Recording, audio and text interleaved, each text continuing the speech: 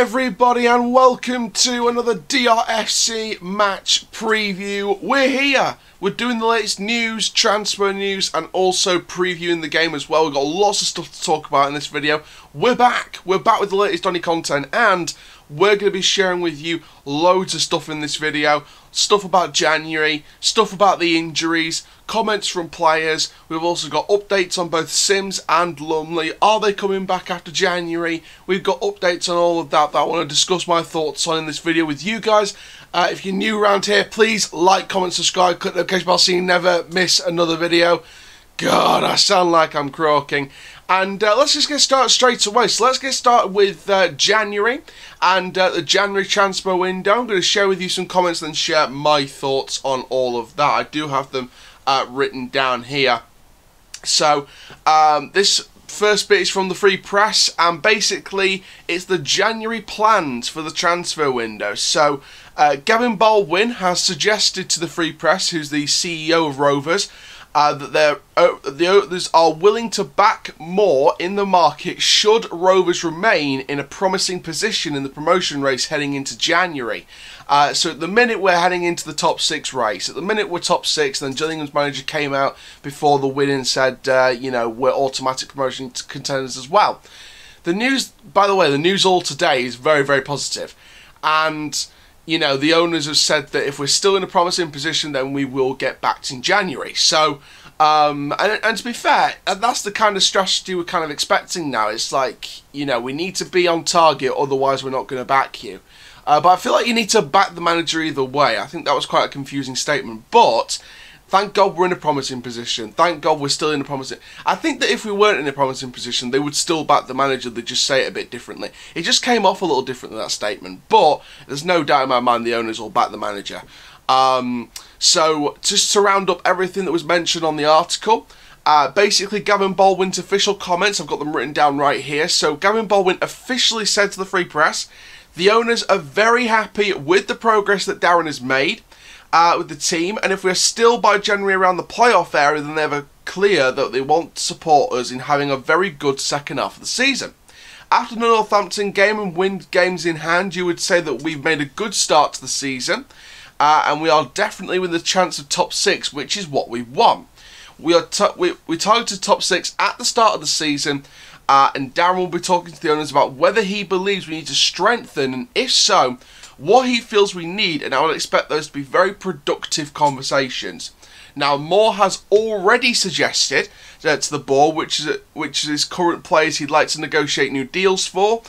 So this is just to remind you, Joe Wright, John Taylor, Brad Halliday, and Reece James. So James, Taylor, Halliday, and Wright, they're 4 players that are going to be in the last 6 months of their contracts heading into January. So they're 4 players we need to sign up. Absolutely 100%. Joe Wright, he's injured at the minute. He's touch and go for the Swindon match today, which I'll talk more about in a little bit in this video. But Joe Wright is an absolute must to sign up. He's been one of our best defenders in a while, along with Tom Anderson. He's been one of the best centre-backs we've had in ages, and Joe Wright needs to sign up. Brad Halliday, Hally Slaughter, as he mentioned himself on Twitter, and again I'll talk more about that in a little bit. But Hally Slaughter, you know, Brad Halliday, he needs to get signed up. He's one of the best right backs we've had in years. John Taylor, absolute wonder guy, you know, absolute wing wizard. Again, we need to sign him up. And Reece James has been one of our best left backs in the modern era. We need to sign him up. We need to sign all 4 of them up, and any other youth players out of contract, we need to sign them up because they are the future of this club. Now, there are 4 players that do need signing up. However, going further into it, Gavin Baldwin has said that we would expect to be able to have meaningful negotiations with any of the players in that squad right now that Darren would like us to keep. We're not in a position at all whereby players would have to go to balance the books at all, which is great news. As long as we can have sensible conversations, we're expected to have contract negotiations with any players that Darren wants us to have. The meeting with Darren is next week, but conversations have been going on for weeks or months. Then following the conversations will begin formally, and you would hope that will be concluded in January or at the latest in February. So around January, February is the time where we'll find out who's staying and who's going. So I want to keep James, want to keep Halliday, want to keep Wright, want to keep Taylor. Any player that doesn't want to be here can go, because we don't need negativity. But those are 4 players that I want to see stay at this club with brand new contracts. So that was a big statement. That's the first story done and dusted. So January is going to be a big window for Doncaster Rovers, not least the goalkeeper situation. I think if we're looking for transfer targets, if he is going to get back to January, which I believe he will be, I think we're looking at a goalkeeper. I think we're looking at a new right back just to compete with Halliday, if Halliday's going to be playing right wing sometimes as well. So a new right back just for covering that position. New goalkeeper, because that situation is really developing now. And I would say an extra striker, because with Tulloch still out injured, I'm not too sure when he comes back, but Tulloch is still out injured. I'm not too sure if we sent him back yet or not. Or he's been recalled to West Brom, or he's not coming back at all. I don't know what the situation with Tulloch is at the minute, but at the minute Tulloch is still recovering from injury, so I think he's still with his parent club to recover, and then he's coming back, hopefully. John Jules obviously back. He's been back for a couple of weeks. He's been fantastic in the squad.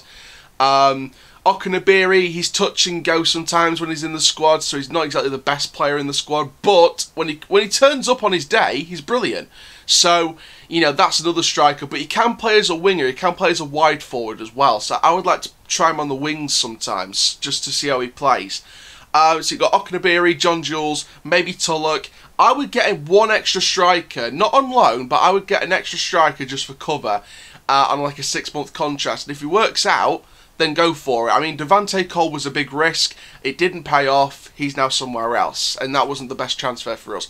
Kwame Thomas and Rakesh Bingham, they were awful signings, and they've gone to different clubs now. So, you know, we need to be sure on a 6-month contract on a striker that's going to do a job. So, I think striker's the least of our problems, so I think right back and goalkeeper are the top priorities in the January transfer window.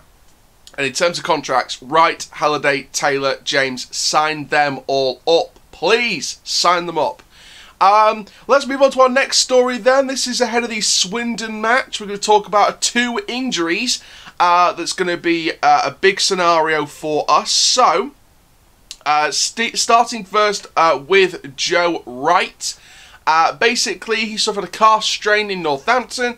The Northampton win and missed the Gillingham victory, of course. He was out of the squad on that day. Darren Moore has officially said Joe is doing really good, but he's touch and go for Tuesday. I'm going to see how he is on Tuesday, which is today, of course. And a decision will be made an hour or 2 before the kickoff. So around about 5 PM or 6 around 5 PM or 6 PM, we're going to get the announcement whether Joe Wright is going to, you know, be playing that game or not. So obviously he was missed in the Gillingham match, however we did put in a decent victory with that. We dominated the first half.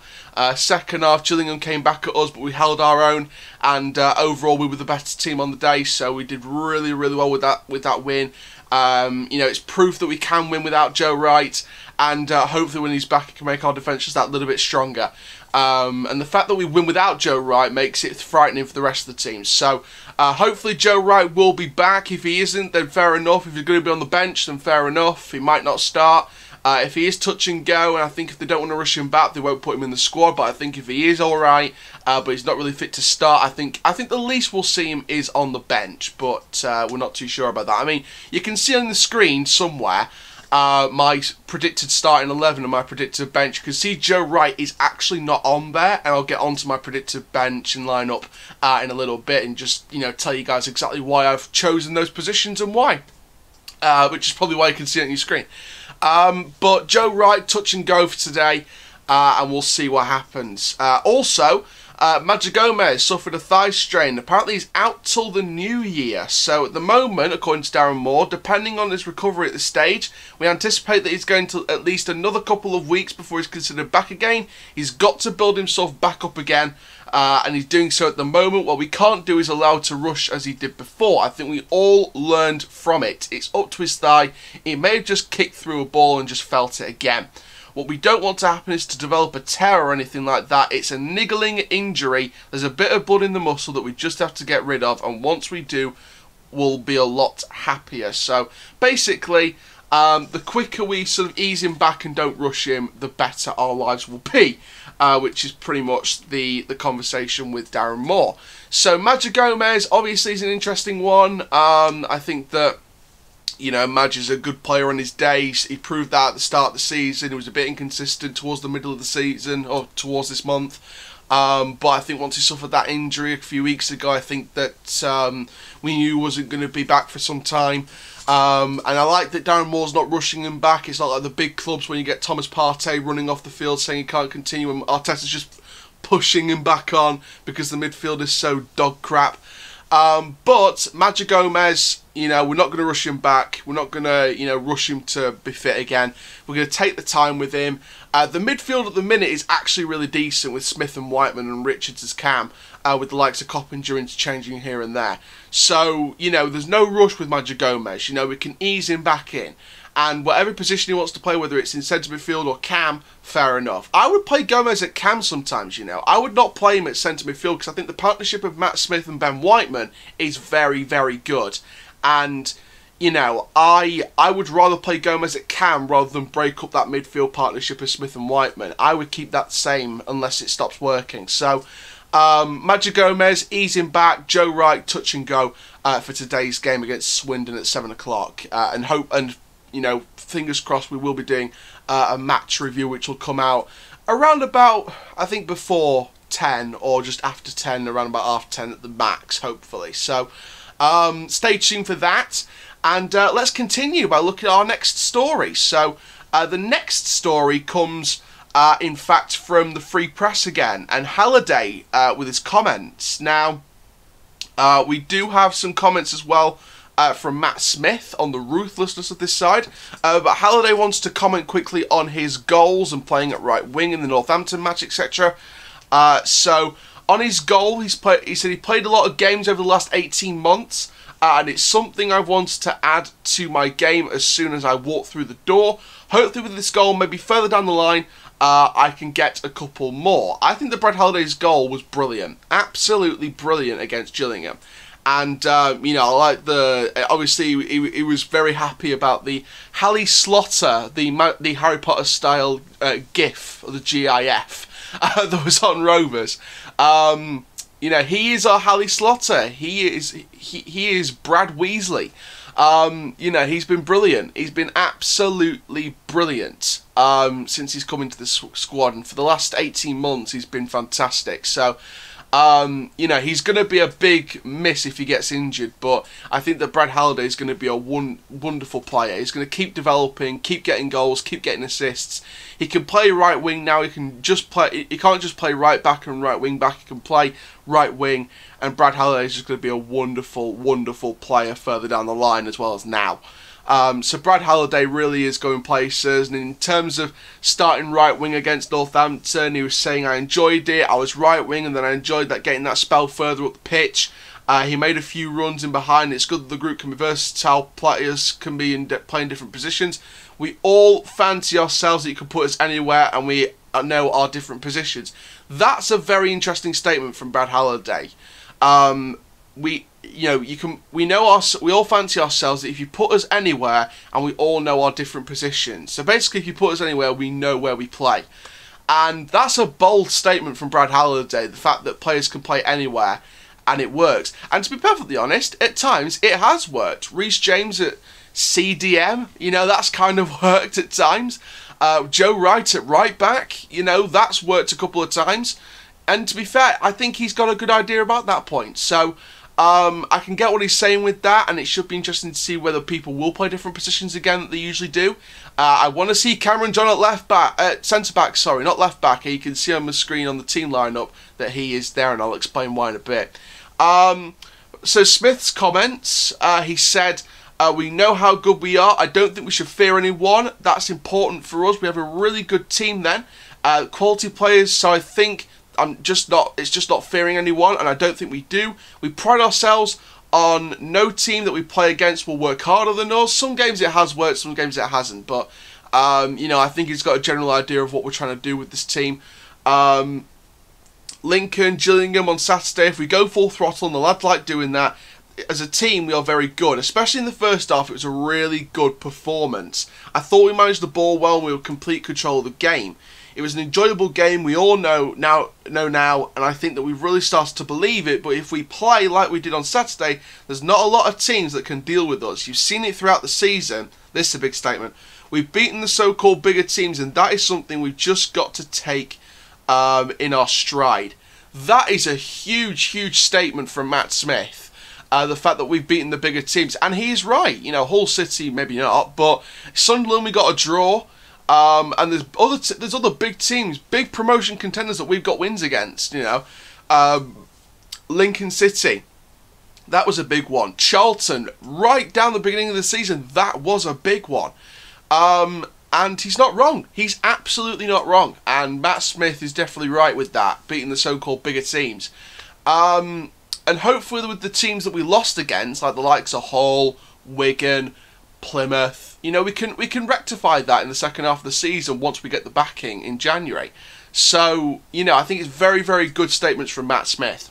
Let's move into our next news story. Liam Ravenhill's brand new contract. We will be doing the Predicted 11 team lineup at the end of the video, so stay tuned for that. But this next story is Liam Ravenhill's new contract.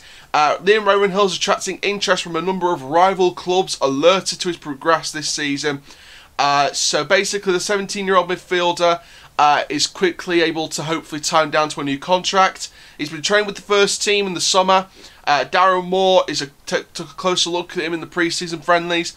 Now Doncaster are looking to secure him to a first professional contract soon to protect their young assets. So hopefully we can get that contract out of the way and done. Liam Ravenhill, son of Ricky Ravenhill, you know, a legendary Doncaster Rovers player. What a player Liam Ravenhill could be. What a player he could be. He was amazing. Absolutely incredible. And Liam definitely can show us some good signs in a first team squad. And Liam Ravenhill definitely is the future of that Rovers midfield. So hopefully we can time down to a professional contract, and hopefully we do give him the contract that he deserves, because he deserves it. He's been brilliant. Let's move into our next story, and this is Josh Sims' comments on Beyond January. So basically, in terms of going beyond the because January, there's only a few weeks left before his loan deal expires. And in terms of what he said beyond January, he said 100% I'd be interested in staying in terms of beyond January. I'm playing regular football now, very, very regular football. I'm enjoying it. I will sit down with Southampton and Doncaster, weigh up my options and see what's best for me when that time comes. So that again there, right there and there, that is a huge, huge statement. Josh Sims 100% wants to stay. Get it done. Don't just get it done. Get a permanent deal done when his contract expires in the summer, because he's only got 6 months left of his Southampton contract. And at the minute, with Southampton nearing the top 3, you know, Southampton's, you know, around about the top 4 area, top 6 area. You know, they've got players aplenty in that first team squad and in the substitutes and the reserves. Josh Sims will not get first team football there. He will not get first team football anywhere else. Josh Sims is getting very, very regular football here at Rovers. He won't get it back at New York Red Bulls. He will not get it back anywhere else. Sign that guy up on a permanent deal if you can. Back the manager. If there's definitely one way you can back the manager, or one of many ways you can back the manager, is get Sims on a permanent deal, because Josh Sims has been a revelation for Doncaster Rovers since he's arrived at the end of the deadline in the summer transfer window. He's been a revelation for this club. Ever since he stepped through the door, he's played like a Premier League player 24/7. There's been a couple of games where maybe a couple of other players have played better than him, or just as good as him, but mainly it's been him. And Josh Sims has been a revelation for this club. Absolute revelation. And if there's one thing you could do, is extend his loan to the end of the season and then do a short-term loan to buy. Like a short-term loan for 6 months, extension, and then do it into a buy thing. So I would like to see us pounce on his 6 months remaining, and I'd like to see him on a permanent contract, a 2-3 year deal with Rovers. I'd love to see that, because then we've got that guy on a 2-3 year deal. And the more he impresses and the more we get promoted, the better our chances we've got of keeping Sims at higher levels of football. You know, I said in 10, 15, 20 years' time, this club should be a Premier League club. Because if we show the attacking football from the back that Darren Moore's been trying to ease into this team, we could be a dangerous side to anyone in the League One and then in the Championship. And who knows, maybe we could play the likes of Arsenal and Southampton and West Ham and Manchester United on a regular basis if we do it ourselves. You know, we're not going to get any extra funds from the EFL. We're not going to get any support from the government in terms of keeping the club going. So it's all about earning money through promotions and cup competitions as well. Because don't forget, we're still in the FA Cup. That's still to come in January with Blackburn. And we need to just go for it. Just go for it. What have we got to lose rather than just go for it and try and get promoted to the Championship and then promoted to the Premier League? What have we got to lose? And Josh Sims is a part of that plan. So I would sign him up on a 6-month loan deal with the option to buy in the summer when his contract's out at Southampton, because he's not going to get first team football at a Southampton side that's top 4, top 6 at the minute, and they're going to be buying brand new players that are just as good as the first team, even better than the first team, to improve their squad. Josh Sims will not get first team football at Southampton or anywhere else other than Doncaster Rovers. Sign him up.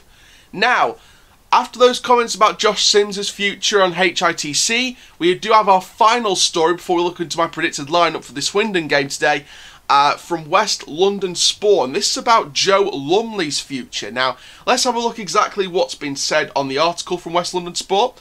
And the goalkeeper has been on loan at Doncaster Rovers and could end up staying with the Yorkshire club. Rovers are keen to keep him and are set to hold talks with Rangers Director of Football Les Ferdinand. Lumley's contract expires in the summer, and QPR have been open to offer him for some time. They've been open to offers for him for some time. Basically, the QPR manager Mark Warburton said, "We'll look at what's best. It'll be discussed between Les, the player, and the agent. Joe's a good goalkeeper, simple as that. So is Sonny Dieng, so is Liam. Joe is doing well in a very slow performance of the weekend. I'm pleased for Joe and think a lot of him."